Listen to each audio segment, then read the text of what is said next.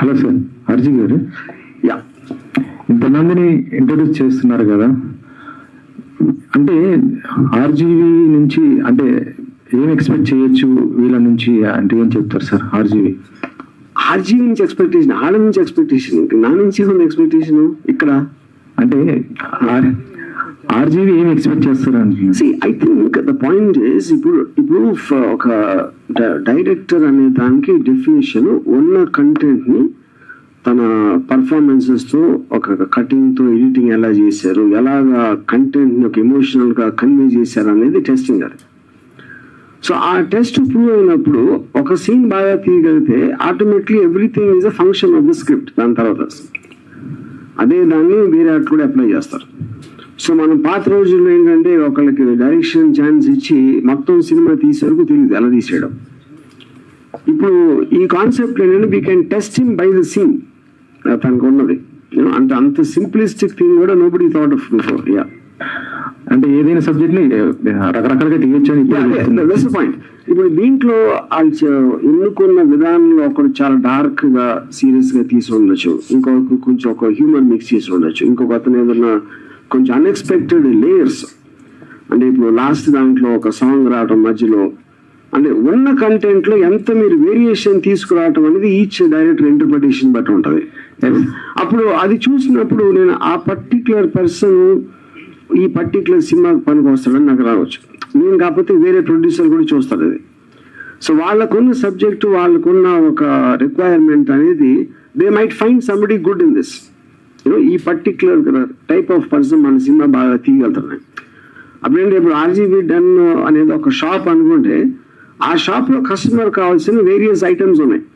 అప్పుడు ఎవరి టేస్ట్ బట్టి వాళ్ళని తీసుకోవచ్చు. That is the whole concept of that.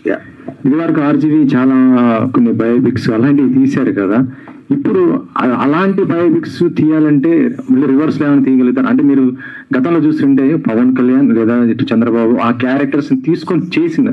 But ఇప్పుడు ఏంటంటే వాళ్ళు ఏపీలో క్రియాశీలకంగా ఉన్నారు, ఒక AP CM, AP deputy CM.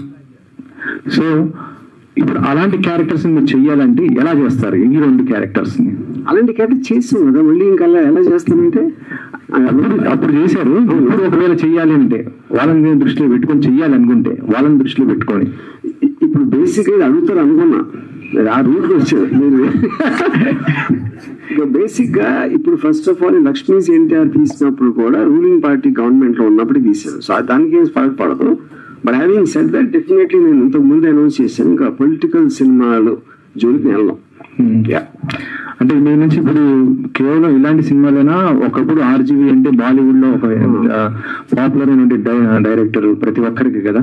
అంటే ఇలాంటి సినిమాలు అంటే ఏంటి అంటే ఇప్పుడు ఇప్పుడు ఈ జనరల్ క్వశ్చన్స్ వేరే ఇంటర్వ్యూ మాట్లాడదాం. ఇది I want to talk about your film. ఇక్కడ మాట్లాడటం చాలా టైం ఉంది మనకి. ఆర్జీవి ప్రిన్సిపల్ గారికి చాలా మంది శిష్యులను తయారు చేయబోతున్నారు అనేది తెలిసిపోయింది. అయితే ఈ గతంలో మిమ్మల్ని నమ్ముకున్న వాళ్ళు బాగుపడ్డారు, మిమ్మల్ని నమ్ముకున్న వాళ్ళు కొంత పోయారు. సినిమాకి సంబంధించి మీరు ఏదైతే అంటే నేర్పిస్తున్నారో, ఇంతమంది యువకులను దర్శకులుగా మార్చే ప్రయత్నం చేస్తున్నారు, కానీ వాళ్ళు సినిమా తీసిన తర్వాత ఇండస్ట్రీలో పడే స్ట్రగుల్స్ మామూలుగా ఉండవు. కొత్త దర్శకులకు సంబంధించి వాళ్ళ టాలెంట్ ఎంత ఉన్నా, మీరు ఎంత గుర్తించినా ఇండస్ట్రీలో వాళ్ళని గుర్తించే వాళ్ళు చాలా కరువు అవుతున్నారు. సో దానికి మీ సమాధానం ఏంటి? ఫస్ట్ ఆఫ్ ఆల్ అది చాలా నోషనల్ ఆర్గ్యుమెంట్. ఇప్పుడు ఎవరైనా సరే వాళ్ళకున్న అంతమంది కోరుకునే ఒక పొజిషన్ కి ఆటోమేటిక్ గా సక్సెస్ అయ్యే వాళ్ళు తక్కువ ఉంటారు. The higher you want to go, obviously the more difficult it is to sustain. అది వాళ్ళకున్న కెపాసిటీ బట్టి, వాళ్ళని జనాలు ఎంత రిసీవ్ చేసుకుంటారో దాన్ని బట్టి ఉంటుంది. So you can't speculate on that. మీరు డైరెక్టర్ ఫస్ట్ డైరెక్షన్ షాట్ పెట్టినప్పుడు సో మీకు మీ మనస్థితి ఎలా ఉండేది? ఇప్పుడు వీళ్ళు అంతమందిని చూసిన తర్వాత సో వీళ్ళు ఏ టైప్ ఆఫ్ ఎట్లా ఉంటున్నారు, ఈ తరం దర్శకుల ఆలోచనలు ఏ విధంగా ఉన్నాయి? అప్పుడు ఎలా ఉండేది, ఇప్పుడు ఎలా మారుతూ వస్తుంది? ఫిల్మ్ అనేది ఎవెన్చువల్లీ ఎమోషనల్ ఆస్పెక్ట్. మీరు అంటే క్యారెక్టర్స్ అనేవాళ్ళు టైమ్లెస్. ఇప్పుడు గాడ్ ఫాదర్ లాంటి సినిమా మనం 50 years నుంచి చూస్తున్నా, అది పాతది ఎందుకు అనిపించదు? Because the characters look as real as ever. ఇంకా హ్యూమన్ బీయింగ్స్ ఎమోషన్స్ అనేది మారదు. మీ క్యాప్చర్ చేసే టెక్నాలజీ మారుతుంది, యూనో.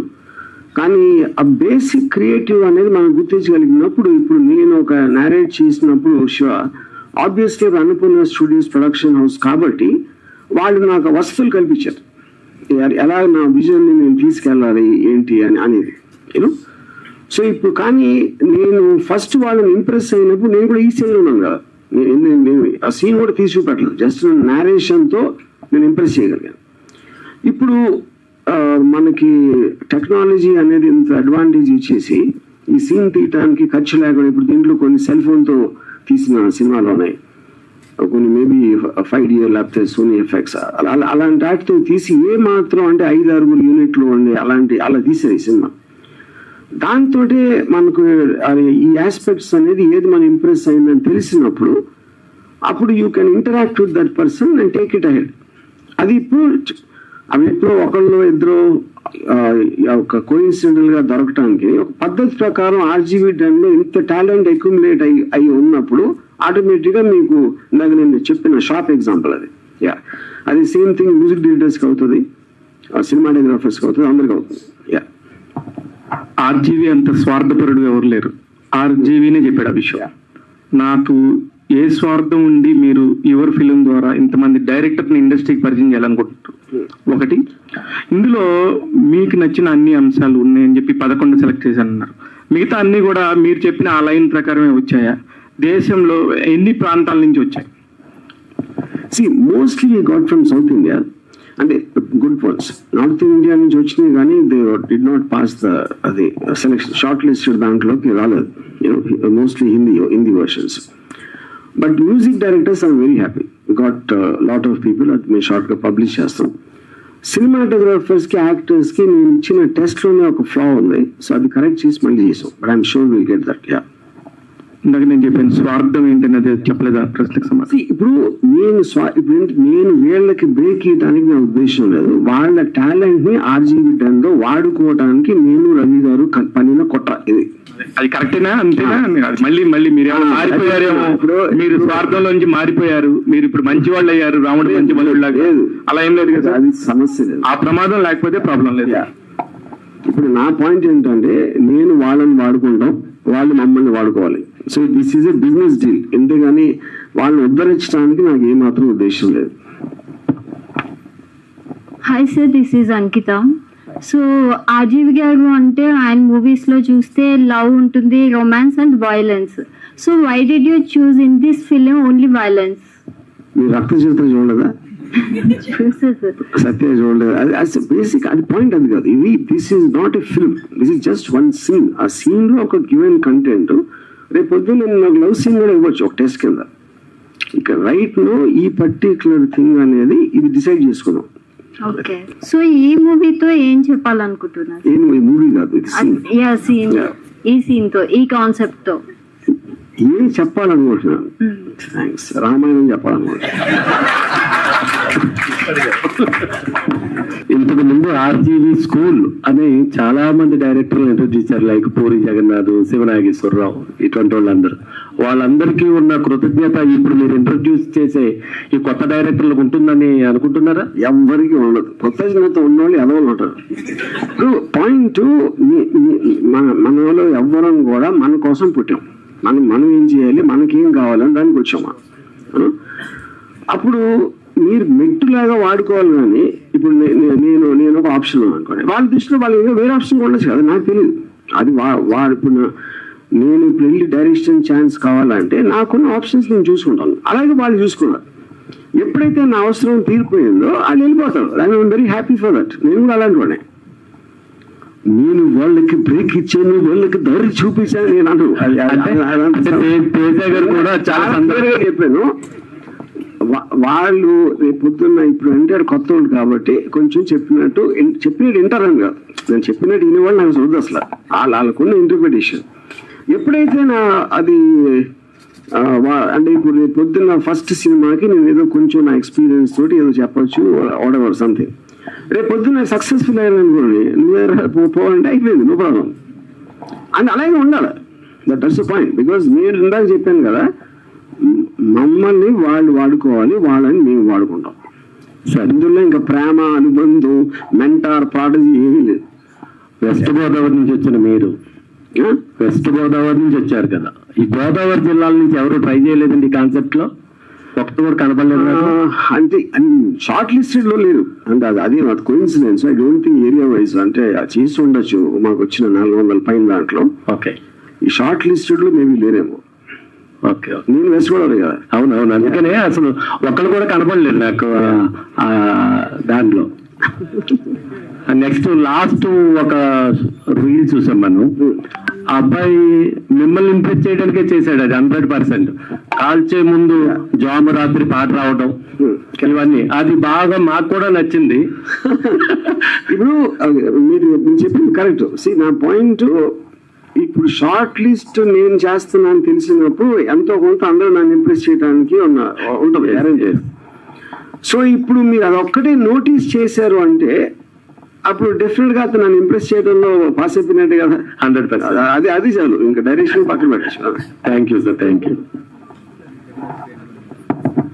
ఆర్జీవి సార్, సో యువ ఫిలిం కాన్సెప్ట్ అనేది చాలా అద్భుతమైన కాన్సెప్ట్ తీసుకొచ్చారు.